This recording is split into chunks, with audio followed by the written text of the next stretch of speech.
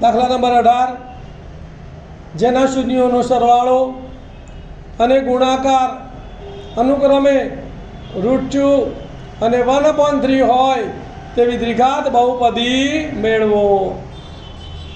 ધ્યાન આપો ભાઈ, અહીં શૂન્યનો સરવાળો આલ્ફા વત્તા બીટા બરાબર કેટલા છે? √2। શૂન્યનો ગુણાકાર આલ્ફા ગુણ્યા બીટા બરાબર કેટલા છે?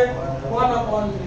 તો આ સૂત્ર યાદ રાખવાનું છે કે જેના શૂન્યો આલ્ફા અને બીટા હોય તેવી દ્વિઘાત બહુપદી કઈ છે? બોલો।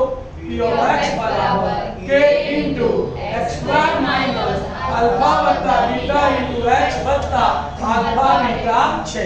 કિંમતો મૂકીએ ચલો। તો માટે p of x બરાબર k ના k * મોટો કૌંસ x² ના x² - આલ્ફા વત્તા બીટા ની જગ્યાએ કેટલા મૂકવાના? √2x અને આલ્ફા વત્તા આલ્ફા ગુણ્યા બીટા ની જગ્યાએ 1/3।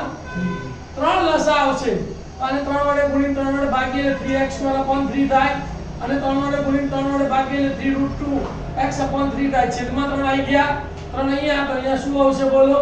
3x² - 3√2x + 1 એને બહાર કાઢીએ તો માટે p of x બરાબર k/3 * 3x² - 3√2x + 1 છે, જ્યાં k/3 is not equal to 0।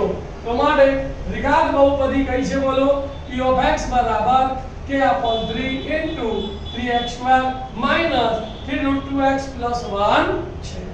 આ ટૂંકી રીત છે, બરાબર, એકદમ ટૂંકી રીત છે। આ રીતે દાખલો ગણો તો પણ તમને માર્ક મળી જાય।